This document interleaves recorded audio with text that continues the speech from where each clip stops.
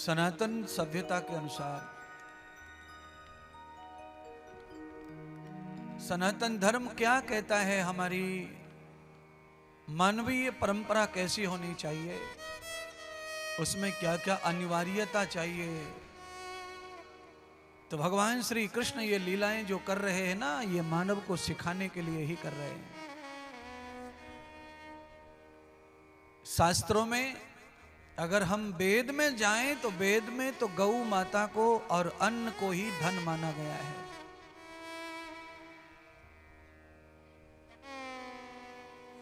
इसीलिए गाय का एक नाम है धैनु, अनाज का एक नाम है धान्य। ये नाम ऐसे ही नहीं है, इन नामों की महिमा है, इन नामों का महत्व है। पहले जिस घर में गाय और धन धान्य मतलब अनाज होता था, उसी घर को साहूकार माना जाता था। जिस द्वार पर गाय के रूप में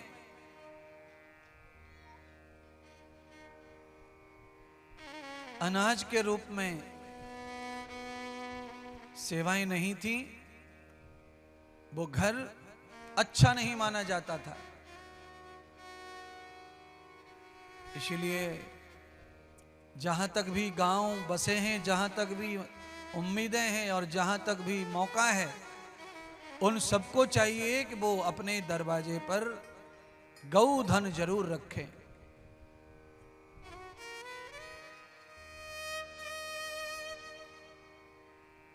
एक आदमी के, एक हिंदू के बट में एक गाय आनी चाहिए।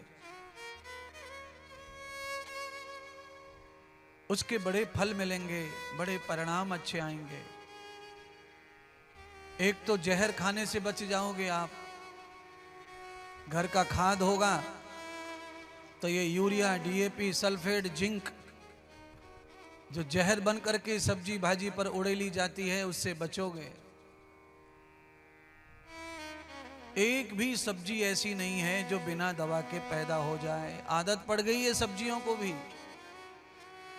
अगर आपने दवा नहीं मारी, फारी नहीं मारी, तो बैंगन आता ही नहीं है डाल पर, टमाटर आता ही नहीं है पेड़ पर, खीरा लगता ही नहीं है पेड़ पर। इसीलिए आप सबको चाहिए कि इस जहर से बचना है तो अपने खेत को केमिकल से बचाइए और उसमें नेचुरल खाद डालिए, गाय का घुमाइए गाय को। आपको सुअवसर मिलेगा तो आपका खेत अच्छा रहेगा, आप अच्छे रहेंगे। एक बार शरीर को ही आदत हो जाए दवा की, तो फिर दवा के बगैर ये शरीर भी नहीं चलता। इसलिए हो सके उतना टालने की कोशिश करो कि दवा ना ली जाए। कठिन परिस्थिति में दवा ली जाए, हॉस्पिटल किया जाए, पर दवा लेके आराम लग जाए तो छोड़ने का प्रयत्न करो। प्राकृतिक हो जाओ, नेचुरल हो जाओ। क्योंकि लंबे समय दवा जब साथ चलती है ना, तो धीरे धीरे सारे अंगों को अंदर से सकोड़ देती है, खराब कर देती है। प्रयत्न करने से आदमी के जीवन में अच्छा होगा। आप प्रयत्न नहीं करेंगे दवा के ही भरोसे, तो बड़ा कठिन हो जाएगा।